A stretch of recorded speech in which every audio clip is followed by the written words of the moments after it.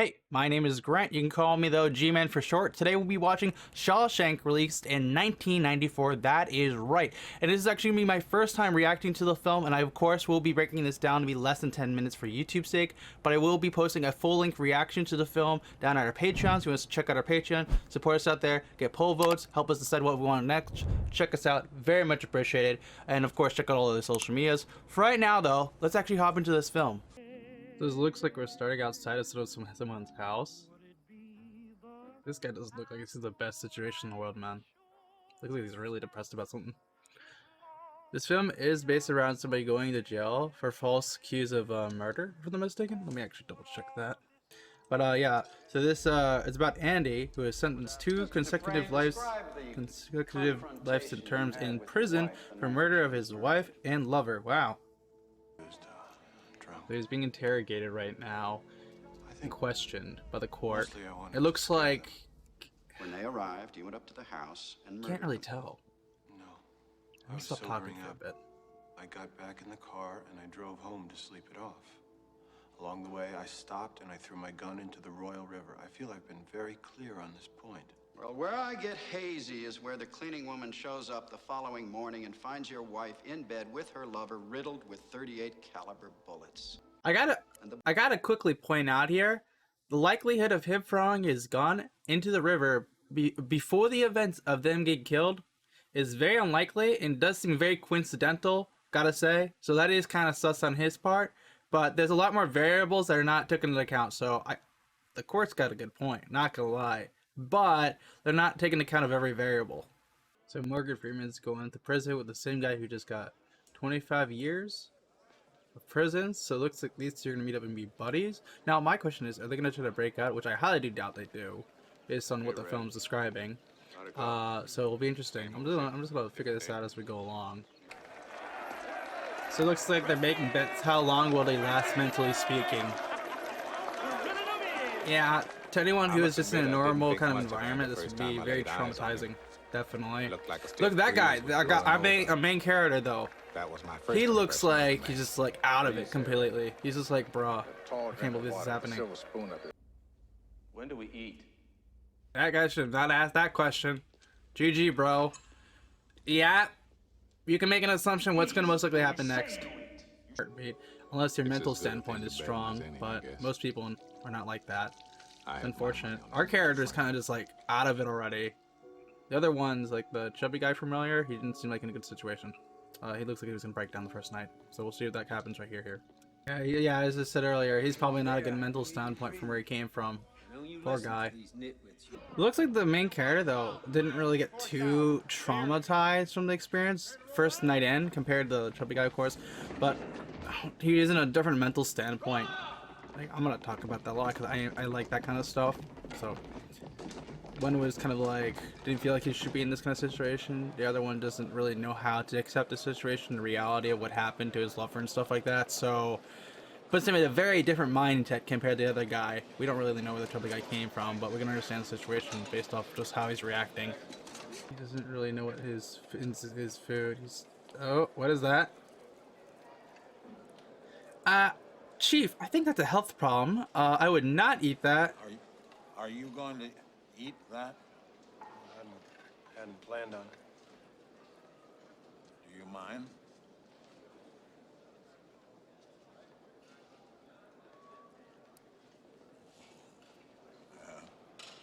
That's nice and ripe.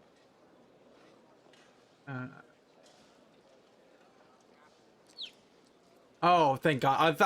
I thought he was going to eat that. I was about to say, no, it's just a bird he has. Okay. I'm about to say. Fell out of his nest over by the plate shop. Hey, at least this guy's cool. He was sus for a second there, but he's taking care of a bird, so gotta give respect on that. Maybe it's because I'm Irish. It's like how Egyptians use salt, but in prison it's like cigars, so it's a bit different. And it was right. I finally got the joke. It would take a man about 600 years to tunnel under the wall with one of these. So it is a pickaxe, but it's the size of like almost my phone. Probably a phone or two, but it'd take a while to actually mine out. I don't know if he's trying to escape though. Interesting. We'll figure that out.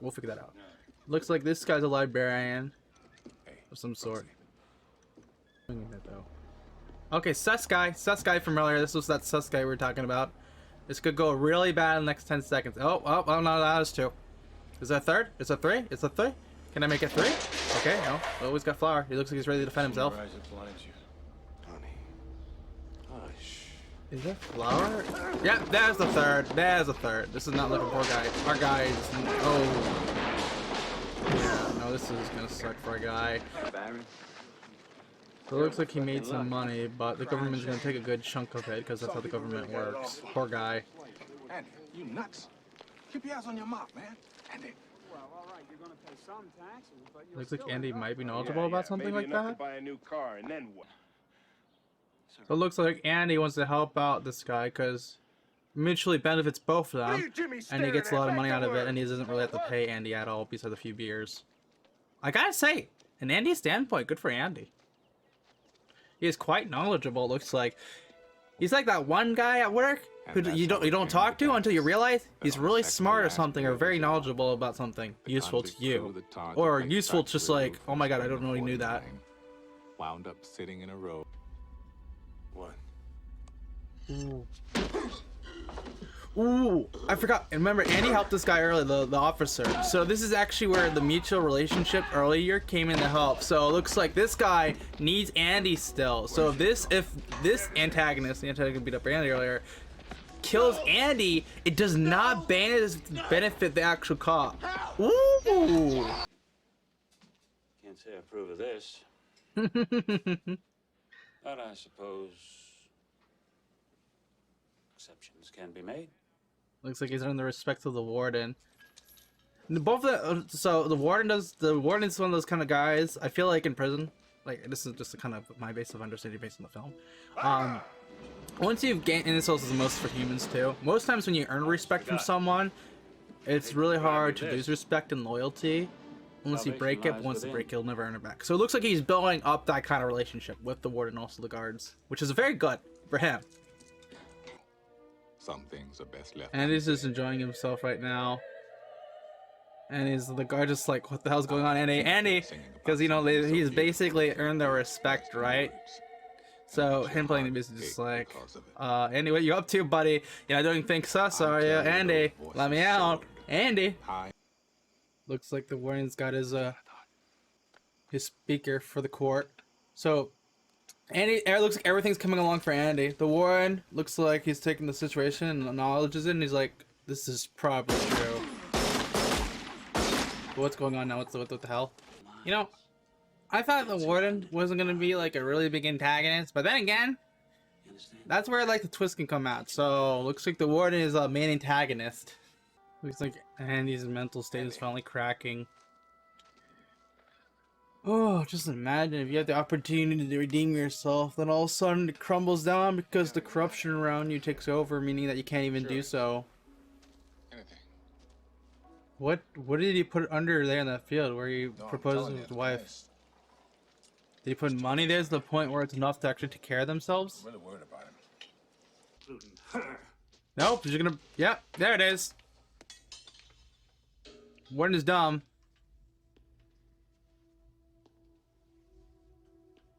Andy, and I guess this was Andy's insurance policy. Like, if he knew... Oh, yeah. So if Andy couldn't find the person who, got him into jail, he made insurance. And looks like this was his insurance with the stone and hammer earlier. Yeah! Red's getting out. Okay, I want to discuss something afterward in this video. Oh my god. I gotta say, the build up to this plot, to just this moment in Andy escaping, there's so much going on, by the way, which I'll go over in a bit here, but oh my god. Nice touching reunion of old pals.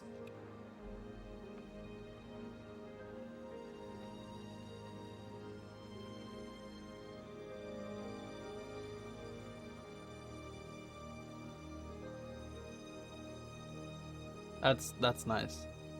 I will have to say, without my doubt in my mind, what's this called again? This is called the Shawshank. Okay, so let me just go over everything that just happened.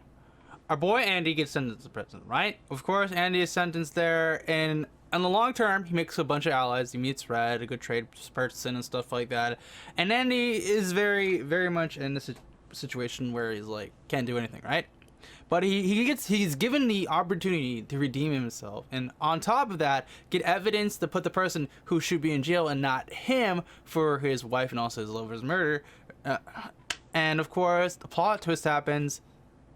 The warden is another antagonist that manipulates the situation, so that way, I don't know if it's a pride matter to the warden, but I feel like it is. That way, he can't let Andy out. And then he kills also the other guy, which we liked because, you know, Andy made friends with him. He helped him get a degree and stuff like that. And just like, damn, Andy lost his opportunity. But remember earlier where Andy wrote his name with the stone pick, that actually the wall was decaying just to do over time. So Andy was already given an opportunity earlier in the film when we weren't paying too much attention to detail. Because, you know, usually with most films, they'll give a little hint to something in the beginning of the film that will lead on to the ending of the film. And that's what that writing the name was.